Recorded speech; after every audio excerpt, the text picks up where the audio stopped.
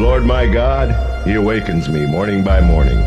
He awakens my ear to listen as a disciple. May the Lord God awaken Memphis to listen as disciples. How's everybody doing this morning? Good.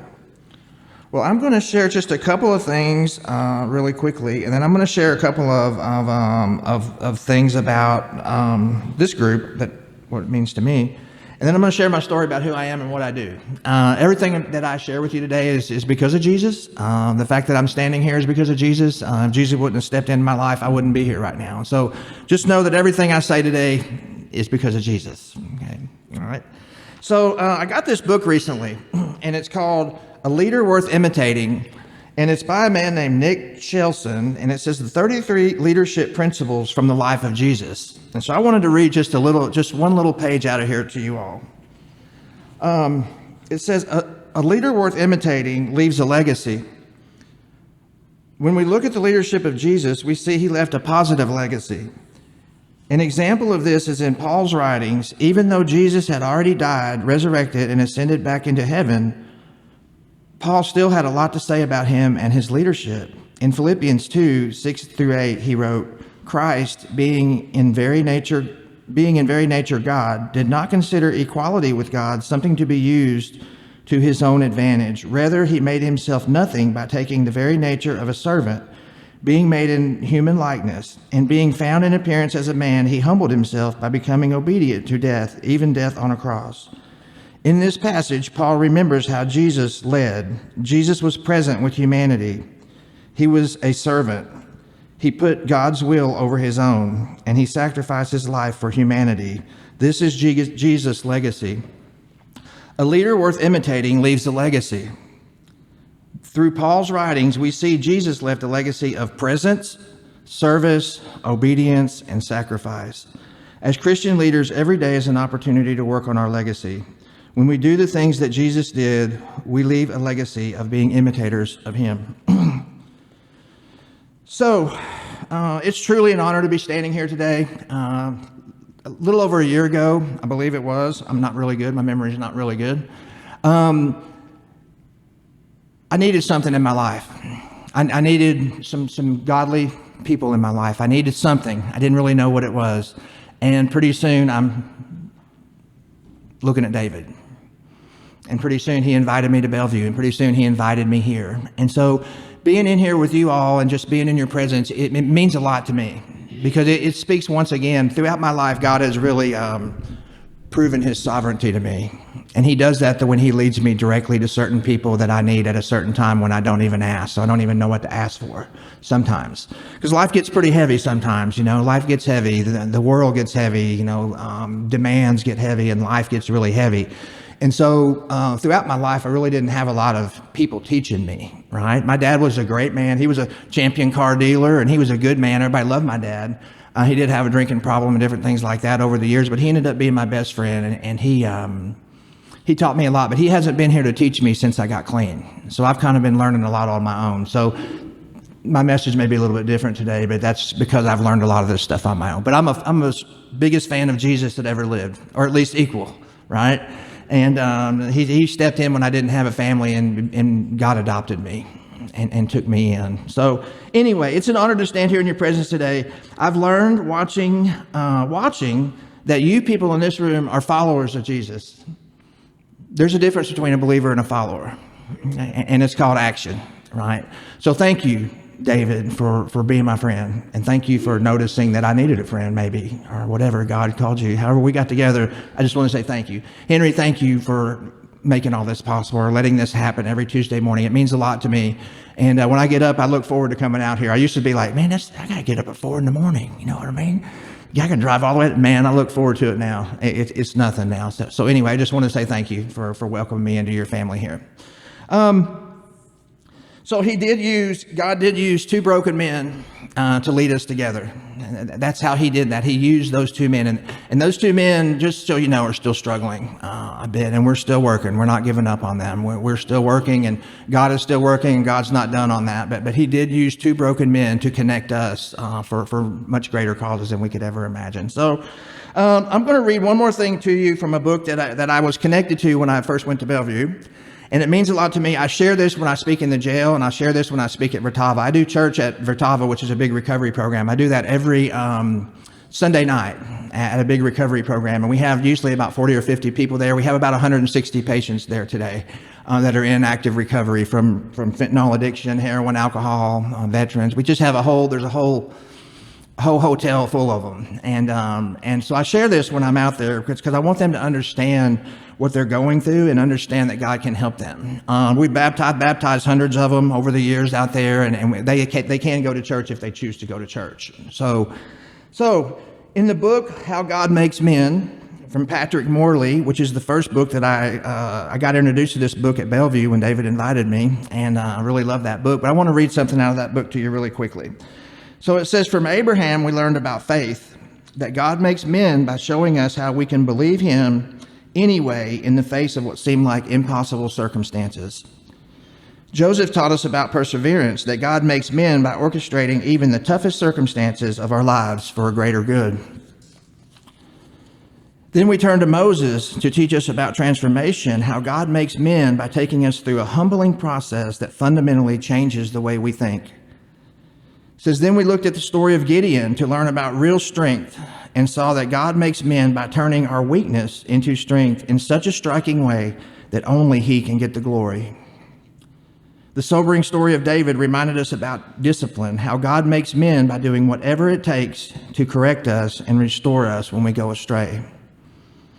We turn to Solomon and to learn about true happiness, that God makes men by making it impossible for us to find lasting happiness in any pursuit apart from him. In the story of Nehemiah, we learned about how God calls men to action, that God makes men by turning what breaks our hearts into a passionate calling to help redeem some broken part of the world. In the story of Job, we gained insight into suffering, that God makes men by allowing us to gain through suffering what we can gain no other way.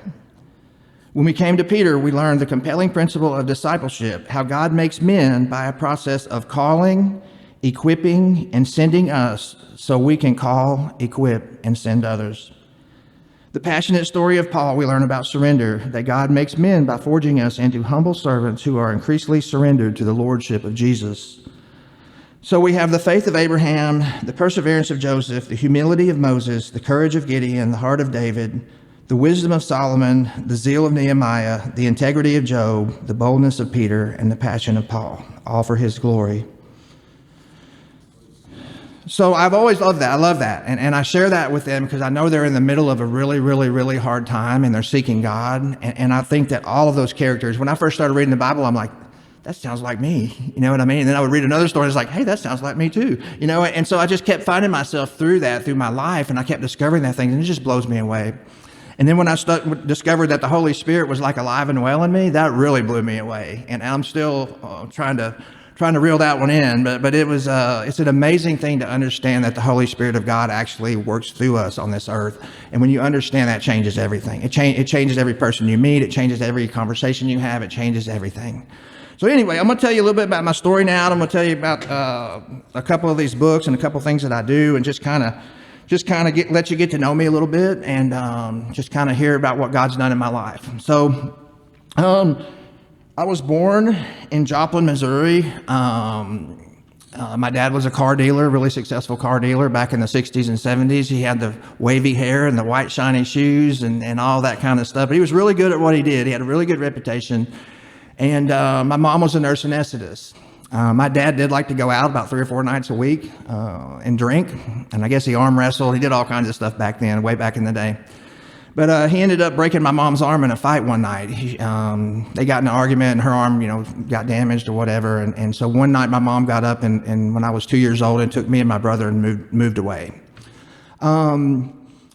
we moved to a little town called Dermot, Arkansas. I ended up in Dermot, Arkansas, which is about 4,000 people. It's just a town that's surrounded by cotton fields. It reminds me of Clarksdale a lot. And there's nothing but the Mississippi River, the levee, and fields, cotton fields and bean fields, and that's all there is.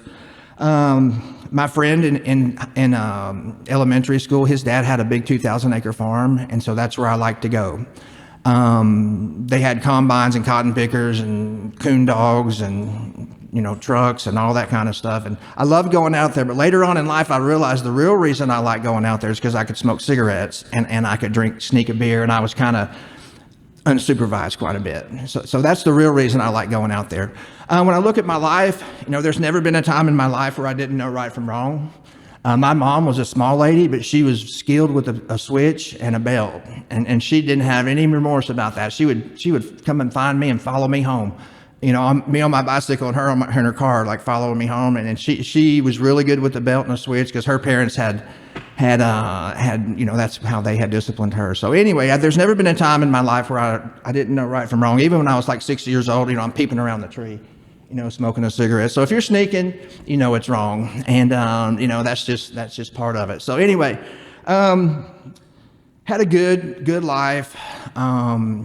In my teenage years, we ended up moving to West Monroe, Louisiana for about a year. Then we moved to Tulsa, Oklahoma. At this time, I'm riding my bicycle around, after school, smoking marijuana, drinking beer on the weekends, going to concerts, things like that.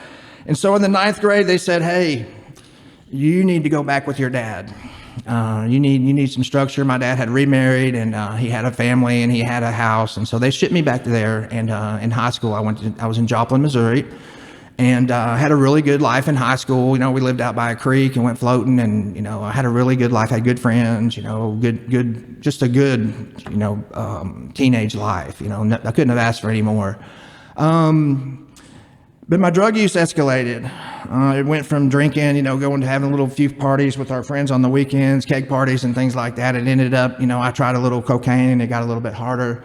Then methamphetamine came on the scene, and so pretty soon, I'm addicted. And I had some DUIs.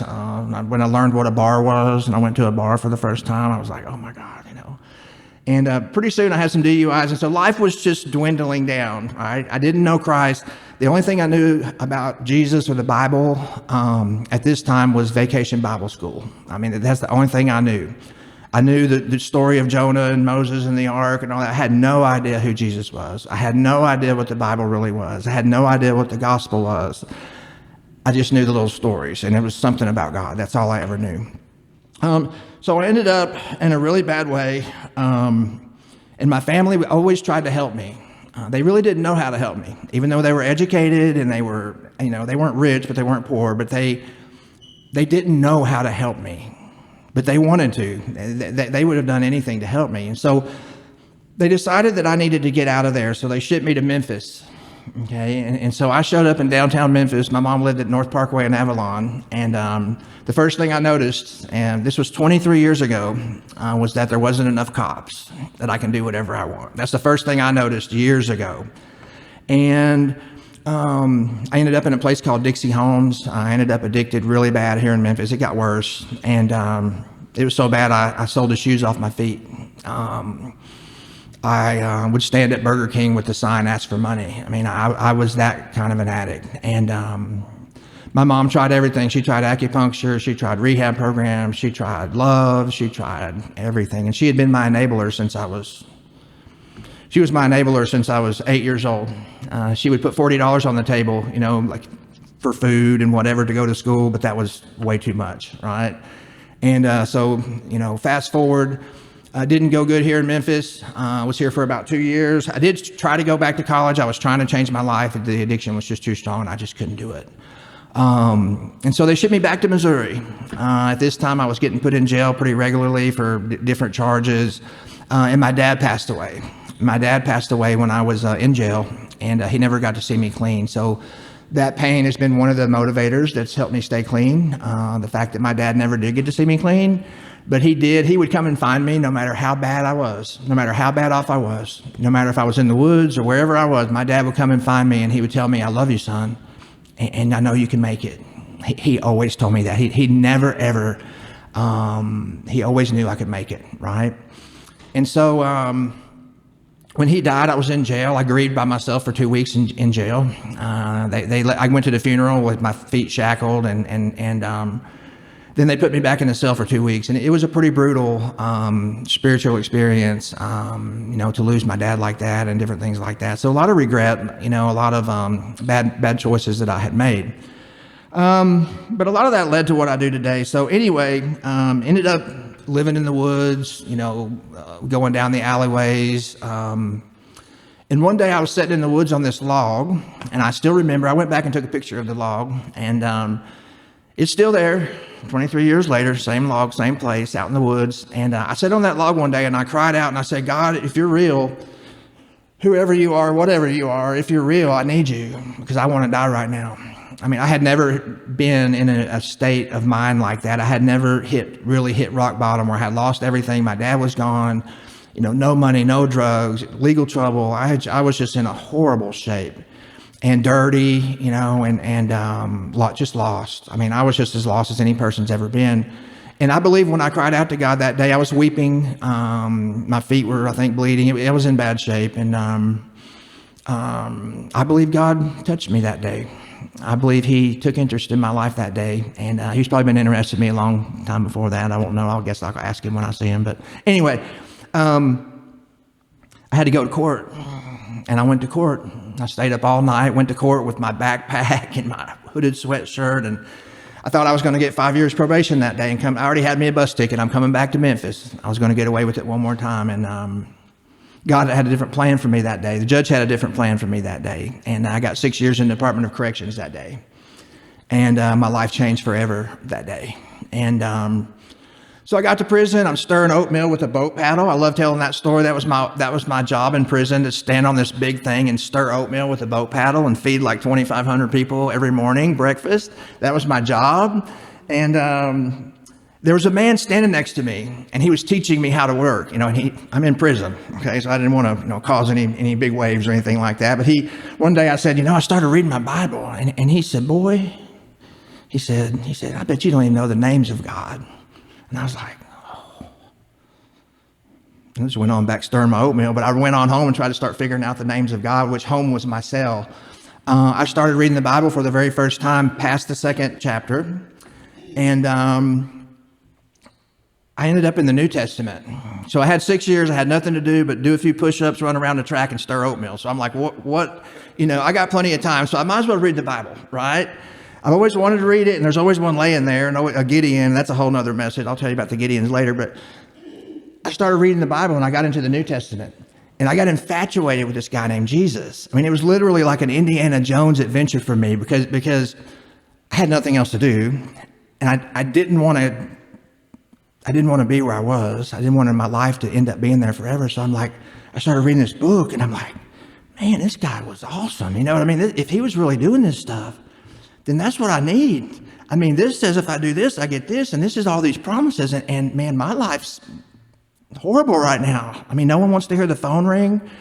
No one really cares if I'm alive or dead, honestly. My mom, and she loved me, but she was done. I mean, she couldn't do anymore. She had done, everything she could. And she never gave up on me. I mean, she never, moms never give up. She said, I can't help you anymore. Don't you ever ask me for any more money until you get your life straight, right? Mom's always, you know what I mean? It's never. It's just until you get your life straight or whatever. But when she cut me off finally, and she learned what enabling was, I was in the woods. But when she quit enabling me, that's when it started getting really bad. But then that's the beginning of it starting to get good, actually. So her tough love really is what really activated everything in my life at a certain point. Anyway, got baptized in prison, started going to church in prison. Pretty soon I'm walking around in prison whistling Dixie. I was like light, I was free. I never felt a life like that. I'd never felt any of that stuff. Now I know that was the fruit of the Spirit. God's Spirit was just beginning, right? And I had no idea what I was in store for. I just knew that, man, I was happy, right? I mean, I was like walking around literally whistling in prison. And they came up and they said, you're going to get out in 30 days. And I was like, oh, that's great. And I'm like, where am I going to go? What am I going to do? How am I going to stay clean? I didn't have any idea. I mean, I didn't have any money. I didn't have a job. I didn't have any furniture. I had a backpack, and that's what the Backpack to the Burbs book, that book is about my life story. A lot more detail than what I just told you. It talks about me walking down the streets of my hometown, ashamed, and I wouldn't even look over at cars when they would pass. I was walking around homeless. I would have my sweatshirt over my head so nobody could see me because I didn't want my classmates or my old girlfriends or my family. I didn't want anybody to see me because I was ashamed of myself. But I couldn't quit because my addiction was so strong. I couldn't quit on my own. And I would walk through the parking lots of churches, and I would look at the door, and I would just be walking, and I'd be like, they wouldn't want me in there. I didn't know. I mean, I was wrong about a lot. My mindsets was wrong about a lot of things.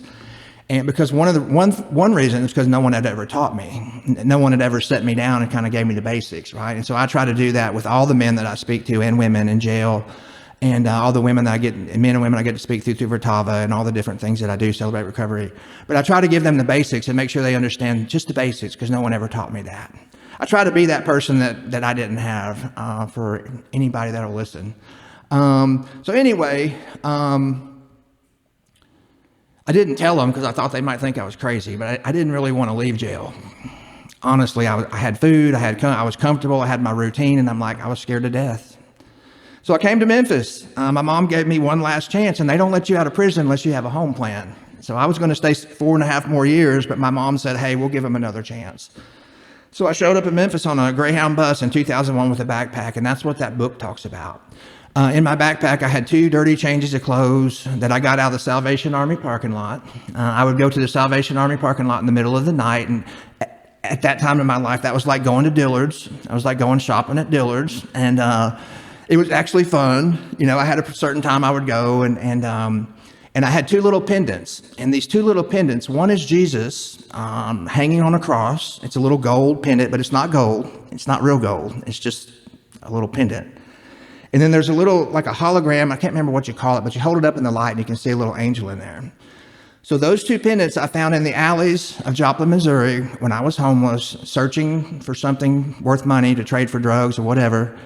And they're probably worth about $1. They probably have a value of about $1. They really have no monetary value, but they're my prized possession. I keep them on my desk. I take them when I speak a lot of times, and I hold them in my hand. And I post about them quite a bit because God was actually speaking to me when I was out there. He was there. He was there, and He knew. He knew all along that I'd be right here this morning, I believe. And I believe He knew I would meet David. I believe He knew that we would be talking to those guys. I just believe it's all intentional. That's what I believe. And I believe that He has a plan for our life. And I believe it's not our plan. And the only way to get to it is to surrender. And when you do, man, you get all those promises, and life becomes the best. It's not even explainable. Life is so awesome, it's not even explainable when you walk with the Spirit. So anyway, so I came to Memphis. I didn't think anybody would give me a job, of course. My little lack of faith mind. Ended up getting a job at Sharp Electronics, making $8 an hour. Stayed in that hot warehouse for 11 years. And I got promoted. Ended up moving my mom in, the one that gave me one last chance, and I moved her in, and my stepdad actually gave me a ride to work every day for 4 years because I didn't have a job or a car, but he would get up every morning, make me a little breakfast, and drive me over there. For 4 years, he gave me a ride to work and back, and so I did get to give them a little bit back. My mom did get to see me clean. I got to care for them. She had dementia and Parkinson's, so I got to change diapers and feed her every bite for 14 months. And then when she passed away, I got to keep my stepdad for another 6 years. So I got to hold his hand while he passed away. So I got to care for them, and I kept them in my house. I kept them in my house, and I made sure they were okay. And that was my way of giving back. And when they passed away, it was funny because when my mom passed away, I had a meeting with my pastor at Cracker Barrel. And when I told him what happened, he came on over. And when they were taking my mom out, he said, that's one thing you'll never regret. And so caring for my parents was one of the greatest things that ever happened in my life. And it about killed me. First couple of months, man, I didn't know how to do any of that stuff, but I learned, and it was the greatest experience ever. Towards the end of my mom's life, I felt like I was looking right at Jesus. I mean, I literally felt like I was looking right at Jesus. And so it was one of the greatest things ever. But I got to give my mom back a little bit. She did come and she got to be there when I got my 10-year chip. She saw me and then she fell asleep, but she was there. And she got to see me clean, And so anyway, so let's go fast forward into what happened after I got out of prison. Worked at Sharp, took care of my mom. And then I got to a point in my life, I got married, and I'm like, I thought I had arrived. Okay, I was still back in that stage where I thought I had arrived, which we never arrived, right? But I thought I had, right? I'm like, I got a job, I'm making $40,000 a year. Man, I've got insurance, I got a corner desk in that warehouse. I mean, I am somebody, right? And so I went to my missions pastor, which his name was Jim May. Some of y'all may know him. He used to be a Hells Angels years ago, and he was our missions pastor at Colonial Hills Church. And I said, I just want to give back. I just want to do something. I said, I got this really bad past. And I'll never forget, he just looked at me and he shook his head and he said, you need to get down to Celebrate Recovery. He said, they need all the help they can get down there.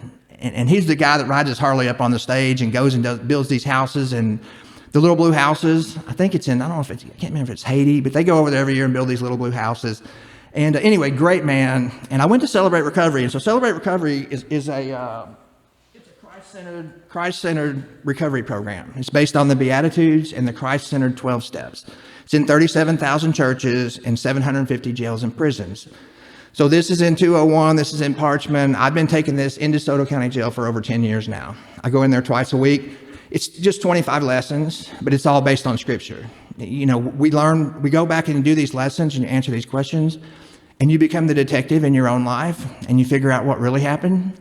Like some things are my fault that I blamed other people for. Some things I blamed myself for that was, other people's fault. But you do the detective work and then you learn what God has to say about it. So if you see the word Celebrate Recovery, that's Jesus. Okay, that's a Christ-centered, non-negotiable. The DNA of Celebrate Recovery is Jesus is Lord. So it's all about God and Jesus. But the lessons are prepared for you. It's awesome. It's a great, great group. Anybody that's struggling with anything, divorce, depression, grief, anger, gambling, any of that stuff, this program will help you. There's an app on your phone. You can go type in the app, type in find a group, type your zip code, and the groups are just going to pop up. You just hit the dot. It tells you where they're at, the church, and all that kind of stuff. So great, great ministry. Really great in church, in the jails. Really, really great in the jails. So anyway, I became a state representative for them for about 10 years. And about 3 years ago, I became a Celebrate Recovery Inside State Rep. So I help people get these launched in jails. So my next target is Panola County and Tate County. DeSoto County is thriving, doing really good. We take boxes of these books and give it to the inmates. And while they're in jail, they have something to do, and they can start learning about God and things like that. So let's see. And so as soon as my mom passed away, I had to go back to work because I had resigned from my job after 11 years or whatever, 11 years. To take care of my mom. And so I had to go back to work, and I knew this man. His name's Bobby Scott. And so Bobby Scott is a licensed master level family therapist out in South Haven. And he goes to Get Well Church, great Christian man. He's got an incredible reputation, but he's a therapist. He has his own counseling where he does, they do EMDR therapy. They do adolescent counseling. So he's a therapist, right? And I send people to him all the time, and he sends people to me all the time. But he hired me at Vertava. And I got a job as a recovery coach, driving the girls around in a van, getting the guys out of the girls' houses at night, getting cussed out at the airport. And I was right on the front lines of a recovery program. And when you bring people into recovery programs, sometimes it's not nice. They want to leave, they're craving, life's bad, but it was a great experience. And I had that role for 3 months as a certified peer support specialist, which is a recovery coach, people that are in recovery that are there to help them not give up. And then after 3 months, they leased that hotel, which is now called Vertava Health. And I was offered a job as director of operations. And so I didn't know what that was actually. I knew I didn't have an education for it, but I learned in my life, I learned at Sharp, but I learned in my life that if God opens up a door, just step in. Just step in and smile and learn as you go. And that's what I did. I had learned that when I got promoted twice at Sharp because I was worried about it. I'm like, man, if I step in that role and they find out about my past, I'm going to be done. And I'm like, but if I don't take it, I'm never going to be in it. I'm going to be sitting right here, And so when they offered me that job, I told my wife, I said, there is no way they're going to give me that job. I said, but it's so awesome that they just offered it to me. It made me feel good, right? So I was at Murfreesboro at World Outreach Church at a Celebrate Recovery conference, and the phone rang, and it was Bobby. And I said, well, it's a moment of truth. I'm either going to get it or I'm not. And he said, you know that job? I said, yeah. He said, you can have it. And so that changed my life. I was a director of operations. I was over safety, compliance, Joint Commission, Department of Mental Health, food facilities, transportations, budgets, all that stuff. For 5 years, these guys, these executive leaders taught me how to do all that stuff. I mean, slideshows, slide decks, presentations, key strategic initiatives. I mean, all of that stuff. And so I learned how to do it because I would stay up all night and I would look at their slide deck and I would copy it. You know what I mean? And I learned how to do all those things, but the company taught me that. They invested in me over the years. So after 5 years in that role, a job came up for the CEO. So the area vice president. So of course, yours truly, gonna give it a shot, right? And so my boss said, I don't know if you can do it, Stacy, because he's a Christian man. When he first showed up, I thought Satan had arrived, but ended up being a Christian man. He's riding in my truck one day, and he started telling me about grace and mercy, and I said, "You're a Christian?" And he's like, "Oh yeah." And I'm like, okay. So he said, "I'll tell you what." He said, "I'll give you a chance for that job." He said, "I'll put you on a 6-month interview." So for 6 months, he watched everything I did every single day and rode me like he's a driver, but he watched me and he taught me. And after about 6 months, I said, I think I've earned it. He said, I think you have. And so I was the CEO of Vertava at that time at the campus. So I was over the whole campus. Therapists, doctors, everybody had to report to me. And it was something. It was quite an experience. And I learned so much, but the company invested in me. So that's the company where I work at today. That's Vertava Health. Used to be called Turning Point. Some of y'all may remember Turning Point over the years. We started out in 2015 in an old rundown hotel in South Haven. They've spent about $3 million on the hotel. About 3 years ago, a company came in named Vertava, and they purchased it. I didn't know what they were doing. I thought they were just coming in to help us, but it's what you call a merger and an acquisition. And it's pretty ruthless when that happens. There's some stuff that goes on that isn't so Christ-like. And so anyway, I made it through that, and then they came in, a medical doctor came in, they made a lot of changes, and so now I'm in the community. So now I have 800 accounts that I go see all over North Mississippi and Memphis. So I go to the hospitality hub, the Memphis Union Mission, therapist offices, psychiatrist offices, Region 4, Region 6, all the police officers, all through North Mississippi. So all the way to Clarksdale, Greenwood, Greenville, Water Valley, Holly Springs, all of South Haven, Olive Branch, and all that. So over the years, I met a lot of people. I met a lot of like mayors and governors and senators and police chiefs and chamber people and all those things. And so over the years, the community has really accepted me as an addict, as someone that was an addict but now loves Jesus and tries to help people. So now they all call me when they have a loved one that's struggling, whether they have insurance or not, and I get them to a program. And if they call me and they don't have insurance, I get them to a program. If they call me and they got insurance, the van's on the way. We go get them. Veterans, we get a lot of veterans. We have about 30 veterans in our care right now. Last month, we became certified with TRICARE, and we also became an official veteran-ready facility. So we have Up Armor Recovery now. So we've been fully trained to treat veterans. The VA covers everything. So if you ever know a veteran that's struggling with alcoholism, drug addiction, homelessness, whatever, all I got to do is get them on the phone. That's all I have to do, and I can take it from there. We'll take it and we'll get them into our care. They can stay with us for 9 months. Inpatient, swimming pool, nurses, doctors, food, church, yoga, art, whatever they want to do. Most of the veterans, they say, I always wanted a pool in my backyard. They love that. That's one of their favorite sayings. But we love our program. We're having an open house on August the 18th. You are all invited. It's on August the 18th. I don't know if I got you an invite yet, but via text, but I will. Would love for y'all to come see the facility. Would love for you to meet the patients just for a minute. Talk to a couple of veterans, see the facility, because I want you to know where you're sending them. I think it's really important that you know who I am. That's why I told you my story today. But I think it's really important for you to know the good care that we give them, we provide for them.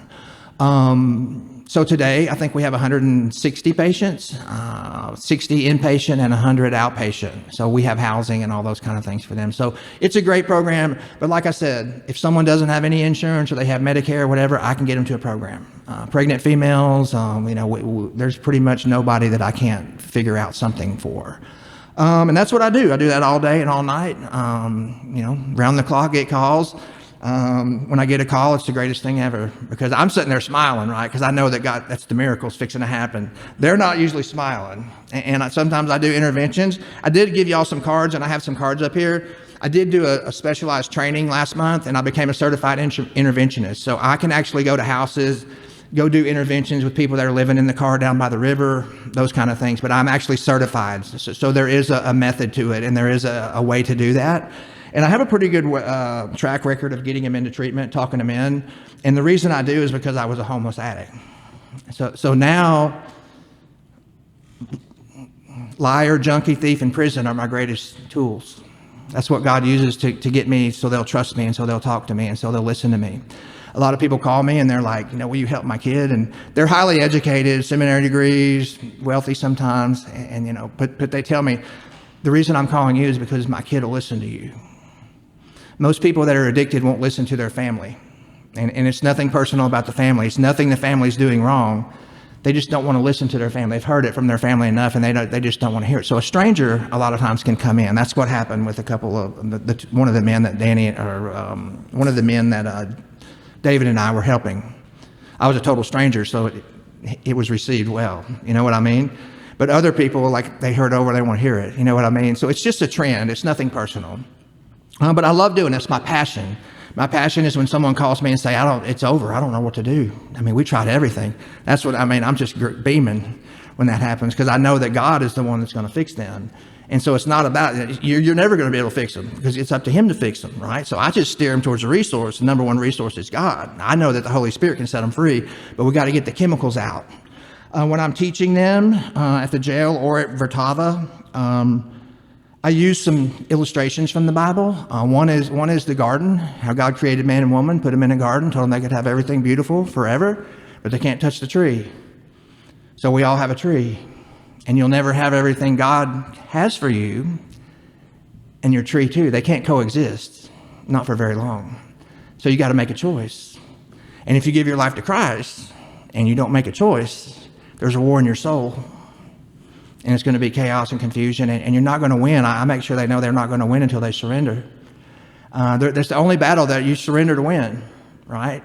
And then the last thing I do that I will share with you about how I talk to them is about free will. So free will is a big discussion in this world. Free will is a big topic, and everybody, everything in life depends on who you ask. Everything in life depends on who you ask. You can ask 3 people the same question, you're going to get 3 different answers. So always ask wisely. Always ask someone that you respect, right? So, free will. So if I was to go use drugs tonight, I've been clean 23 years. If I was to go get some drugs tonight, I know right from wrong. I'm an adult. I've tasted the consequences, and I have no chemicals in my body influencing my decision. So that would be my fault. And it's not the sheriff's fault. It's not the drug dealer's fault. It's not the person who abused me's fault. It's not my dad's fault. It's my fault. All right. Once a person touches those chemicals, their free will is annihilated. I promise you it is. And they're going to do whatever that drug is designed to make them do. Crack cocaine does one thing, meth does another thing, alcohol does another thing. But if a person is using chemicals, they're not going to be able to be fully led by God's Spirit. They're not going to be able to achieve and live that life that God wants them to lead. So the chemicals have to be gone, 100%. They can't be using a little bit. They can't be using on the weekend. So that's what I teach them.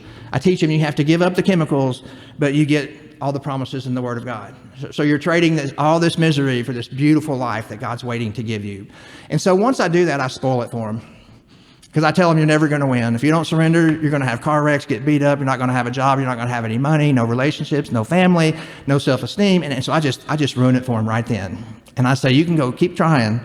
And we've been watching it. I mean, you can, it don't matter who you are. It doesn't matter how good looking you are, how rich you are, how smart you are. You will not win when it comes to addiction. And so the jail DeSoto County Jail, that's my favorite fishing hole, because there's about 500 people in there that need Jesus, and a lot of them, God has like put the brakes on their life. So that's my favorite place to go. Vertava is another favorite place to go, because you know they've come in, they've hit rock bottom, they're at a place where they're ready to receive, right? And so if you explain it to them and make friends with them and get them to trust you, then they'll believe you. And if you let them know you're their friend, first of all, that it opens up their hearts and their minds for discipleship, right? To be a friend. So that's what I love to do. My passion is helping those with addiction and those incarcerated from the time they arrive in my life until they are fully functioning in the kingdom. So when they get out of jail, I help them get a job. When they get out of treatment, I try to help them find housing. There are some cases that are really hard. I'm not going to go into that right now in this setting, but some cases are harder than the others, but we can always steer them towards the resources. There's programs, there's Christ-centered programs, there's long-term programs, there's free programs, there's clinical programs. I mean, there's every kind of program in the world is available right now. The Memphis Union Mission is like the Hilton. I mean, literally, they have a multi-million-dollar brand new facility. And when I say it's like the Hilton, I'm telling you, go take a tour of it sometime. It's like the Hilton Hotel. It's brand new. And then right behind that's a hospitality hub. So people are doing lots of things. There's great programs, and they don't have to have one penny if they're ready to come. We can get them help. So what I need from you all to ask you to help me. So two things. First of all, that card that I gave you has my phone number on it. And you can give that, you can take a screenshot of that. You don't even have to have the card. You can just give my number to anybody. Okay, mom, if mom's enabling, I can help mom with enabling. I can get her to celebrate recovery, or I can talk to her about codependency and those kind of things and help her. Some moms are the worst, just so you know. Moms are the worst enablers. Very, I mean, hands down. I could tell you stories till daylight right now of people. Honestly, I have about 20 people right now on the streets of Memphis that have insurance, but they won't come. I mean, they've been accepted. They could come to a really nice facility for long-term treatment. They won't come. I got another 20 that would give anything to be able to afford to come. They would love to come. They don't have any money. They're not a veteran. They don't have insurance. They can't come, right? And then I got about 10 that think they only need detox, which is a misconception, to say the least. Anyway,